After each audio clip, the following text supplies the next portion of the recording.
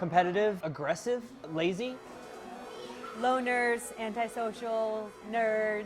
Delusional, unsuccessful, head in the clouds. Quirky, childish. Nerd, geek, shut-in, intelligent. Geeks, dweebs, nerds, dorks.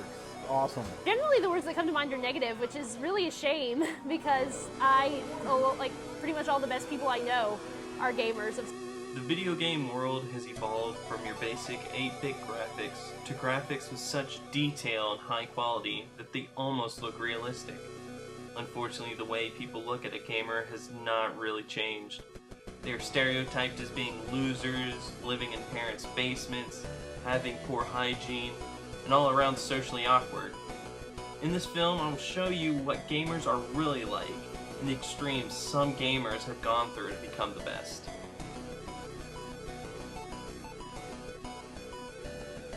To get a better understanding of gamers, you need to know a brief history of video games.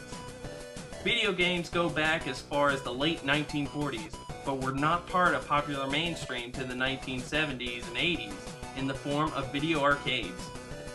As depicted here in the movie Tron, arcades became places where gamers would go to play and socialize with one another. They were located almost everywhere, and people would compete with one another to try and claim top score in these games.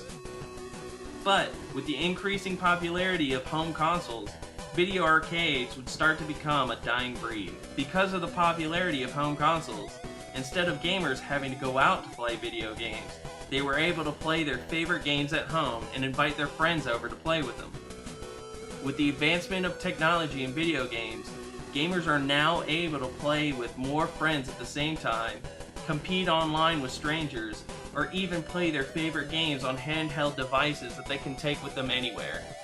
In the world of video games, the types of gamers are broken down to two main categories, and that is between hardcore and casual. From these categories, they're broken down to even more, to what seems to be an endless list of gamer types. No matter the type, the basic definition for casual and hardcore gamer vary from person to person, but are closely similar.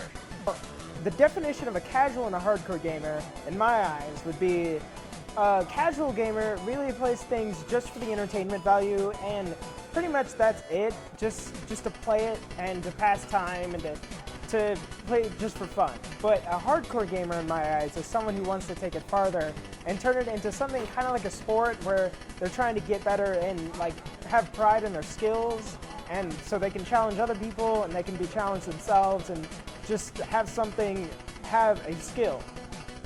Even though most of the stereotypes for gamers, whether they're casual or hardcore, are negative, they are even worse when it comes to the female gamer. Female gamers, do you know any? Seriously, female gamers, I think it's pretty similar to the stereotypes of male gamers. I just think there's this idea that girls don't game, that women don't game, and that couldn't be further from the truth.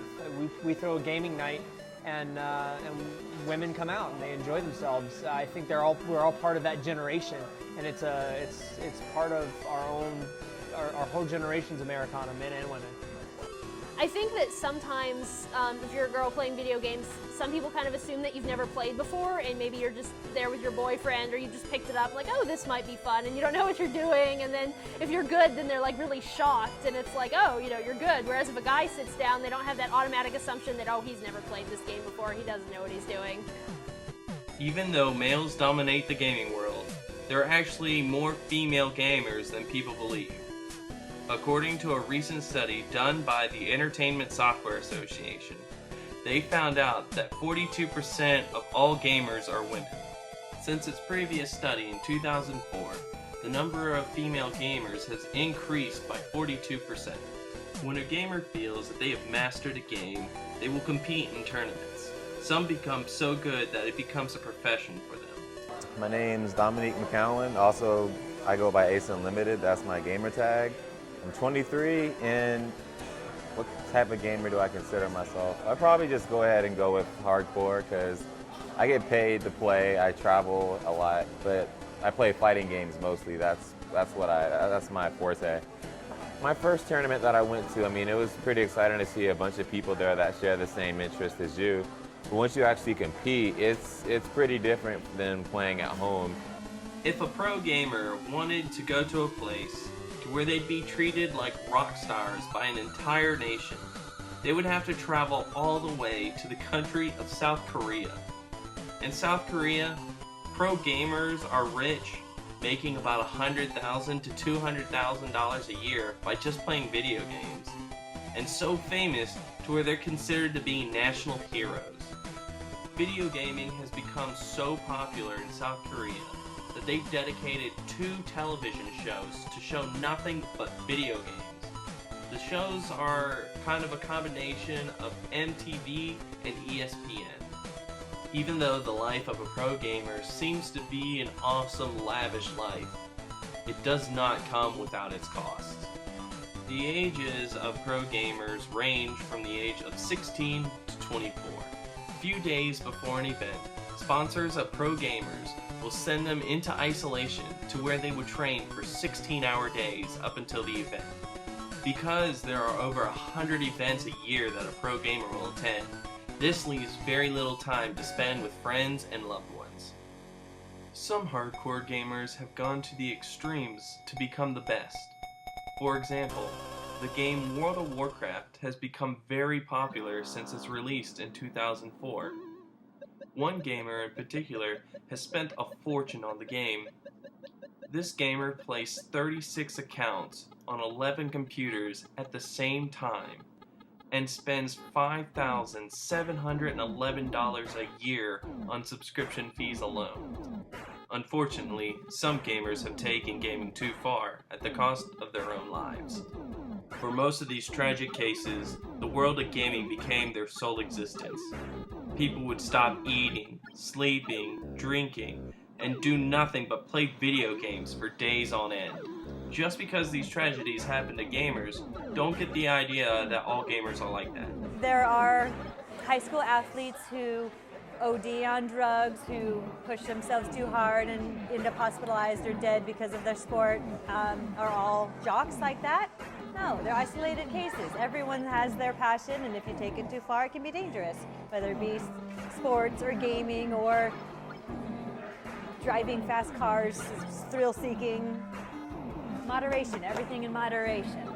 Basically, my thoughts on the World of Warcraft thing, people not eating or sleeping or really depriving themselves of any necessity, that tends to be indicative of some kind of disorder or addiction. And I think that you can really become addicted to just about anything. And these people obviously became addicted to the game and stopped functioning in a healthy manner. The addiction to World of Warcraft has become so great that in-game shrinks have been added to the game to help people before they lose touch with reality. But those of you that are video game addicts and want to seek help, no worries. Video game rehab centers have been opening up all around the world to help gamers with their addiction.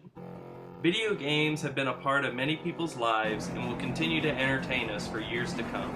As long as it is played in moderation, people can have fun without causing harm to themselves or to others. I do think gaming is a thing that's not going to go anywhere. You know, I compared it earlier in this interview to rock music and television. I think it's here to stay. So, I'm looking forward to seeing what the next few years bring. Did I already say O'Doyle rules? O'Doyle rules.